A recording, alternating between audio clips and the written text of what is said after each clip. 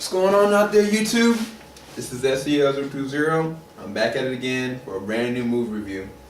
I can't believe it, y'all. I never thought I would actually be going to this movie. When I first heard about this movie being made, I was like, yeah, I'm not gonna be looking at that. Cause I would look at the toys, I would look at the video games for it, and I was like, no. And not just that, I wasn't even a big advocate of it when I was a little kid. But sure enough, I've gone to it and I've seen the Lego Movie, 2004 rendition. This movie was very interesting. What intrigued me so much about trying to go watch it was because last week I looked on IGN, and on IGN they had given it a 9.0 review. They had spoke highly of it. I looked through every single critic, every single person that had looked at it early. They loved it, and then some of my friends had looked at it early, and I was like, you know, just because I love movies and I'm a kid at heart, I have to watch this. This may be something later on down the line that my children will be able to watch. And so I also had a big recommendation from Liam Jackson. Liam Jackson is a really up-and-coming movie reviewer. Mr. Mitchell, I appreciate the recommendation. It was duly served because I really enjoyed this movie. I'll go ahead and lay it down the line like I normally do. First off the gate, just the scope of the movie and how it looks. Okay, I don't think I've ever really seen a movie quite like this. The best thing I can say is that it looks to the naked eye like stop motion animation, and at the same time cinematography, because the cinematography aspect can go with like Nightmare Before Christmas, Coraline. Like those are actually like clay animations that are stopped and then filmed and then continuously like changed and maneuvered. And then you also have things like Robot Chicken and what else? More Oral, which are more adult themed. Which I was like, is this what this movie is gonna be about? And I looked at it and I was like, I realized this was CG. Like it blended so well that I don't know what was CG and what was stop motion, if there was any stop motion. I don't believe it was. I think they did it so well, but I don't know. that proves that somebody blurred the line between reality, fake reality, and animation. Because when I look at it and I look at a character interacting with something, like say if something blows up, you see like like the little divot of like a kind of little fire, like. And it looks really animatic, and at the same time, every single shot is nothing of the reality in the real world that happens within when you're looking at the movie. And to me, that is such a spectacle. Especially, I went and I looked at it in 3D, and I had to look at it in 3D because I had to figure out like what was like the big deal and everything. And like it didn't disappoint me, y'all. Like visually, I really loved it. Like especially when the characters built. Like I was like, how's this gonna work? Like they're like linkers or something. So sure enough, when the Lego started building like different things, it was just amazing. And how they did it, it reminded me, I don't know if anybody has seen Sherlock, but when Sherlock actually is thinking and he conceptualizes like ideas or what's going on with this pattern and whatnot, they take a second and they're just like thinking, okay, this piece goes here, this piece goes here, this piece. I was like, that is epic.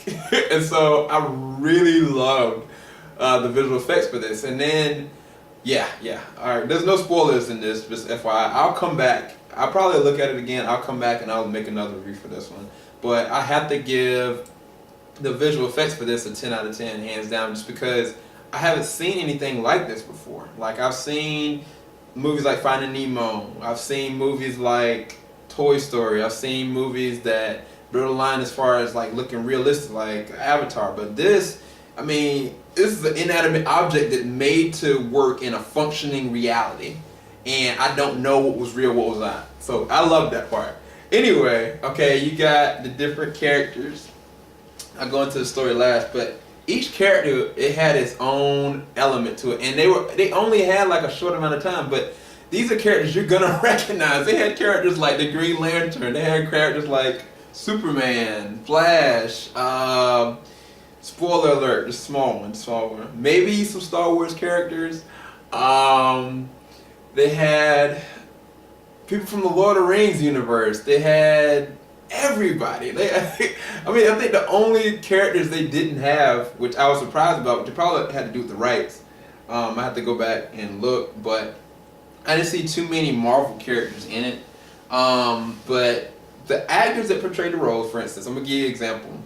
You got Will Arnett, who plays the voice acting of Batman. Okay, off the gate, I really enjoyed his rendition of Batman. He was hilarious, man. I mean, he came across as like the Batman we know and love. It's just epic, and even they portrayed the Bruce Wayne character, but he was a jerk, like, and he flaunted it in front of everybody. If you've never seen like the YouTube channel, How It Should Have Ended, that is the kind of Batman that they portrayed, and this is so epic. I love this character. Elizabeth Banks, she played a character named I think it was Wild Style. Her character was pretty epic too, but the main character of this, I think that Chris Pratt did a really good job. Now this makes me want to get into the Galaxies of the Universe, or Guardians of the Galaxy, I'm sorry. Because the way that he portrayed the character, all I can say is Emmett Brokowski, the main character, is the dullest, coolest, simplistic character you can meet. Like, he wakes up, he tries to do the normal thing, but he has no innate thought of what to do for himself. He doesn't have anything outside the scope of just the norm of just fitting in. And so it makes his character so much crazier because everybody's saying he's a savior, and then he's like, that's far from the truth. They've got characters like Liam Neeson, which is really cool because I listened to him. He was a bad cop, and I thought that was just it. But no, he was the bad cop and the good cop. You'll understand when you look at the movie. And he plays Pa Cop, or the dad of Bad Cop. Who else? Shaquille O'Neal was in it. They had the Dream Team from the 1990s. He played himself in a Lego form. Who else? It's so many I can't name. I mean, Key from Key and Peele, Jonah Hill. I mean, Morgan Freeman was the man. Like, he had so many different one-liners I can't even describe, but this was a very well done cast, and the voice acting for this was amazing. Will Ferrell, oh my gosh, Will Ferrell. It's like, it brings me back to Elf all over again. I can't say why. But he was the villain of the story. He was a very well thought out villain. All I can say is that the way that Lord Business is how he portrays his role is very interesting. You just have to see it for yourself. But the voice talent was very well done, and it's hard to do because they're not even actually having lips. Like, I'm just looking at me right now. This is a block that has like lines that are drawn, and at one point, one of the characters, he gets tortured, and he gets his face wiped out. This is so funny. Anyway, as far as the actors, and as far as the acting and how they actually did the voice style, I have to get that a 9 out of 10 because the voice talent was just so epic. The story, believe it or not, there actually is a story to the Lego movie. Everybody that's commented on it and made different thoughts about it, like, it's very true. I mean, it's very heartfelt. There's a lot of layers to it that you wouldn't expect. I think the theme of it more than anything is that you got the main character, and he's just a normal guy.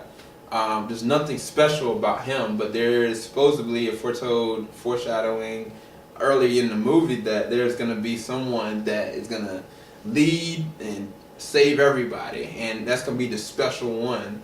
And I mean, it's, to me, how they do the story, it makes so much sense in how they finished it. And how they finished it, you wouldn't expect, be quite honest. Like, I didn't expect how it ended to end that way, but it ended very well. And I mean, to me, it was so heartfelt that it brings me back when Toy Story came out.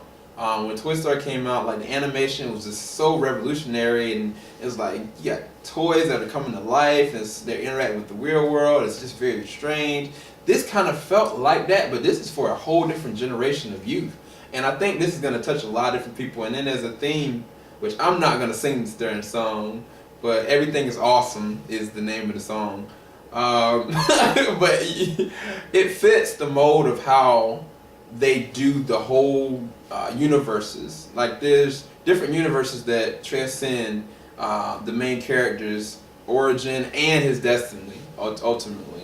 But it'll all play in, and they did it very well. There's a lot of meat to the script. It was very well done, and the pacing was actually really well done. It was surprising for like a kids movie, which to me just didn't feel like a kids movie. It felt like I was laughing more, and I was like, the kids next to me are not gonna get it, but at the same time, it's not anything rude or like self-loathing. It wasn't like any kind of like sexual innuendos. It was just very natural. There's a relationship in the middle of the movie, and it was like they were trying to gauge the dynamics of how they interact. You gotta trust me and stuff like that. But it's like us as adults, we can understand that part of the story, but the kids are gonna be like, ew, but they're gonna enjoy it because the characters are cool. And anytime you got really cool characters and you got a great visual and you got an actual meat of a story, then you make for an epic movie. So I can't believe I'm saying this, but I'd have to give the story as well a 9 out of 10. I really enjoyed Lego Movie. I'll probably go back and see it again. I'd highly recommend it. I'm kind of speechless at how much I really liked it. At any rate, this is SEL020 signing out. Go check out Lego Movie 2014. Later.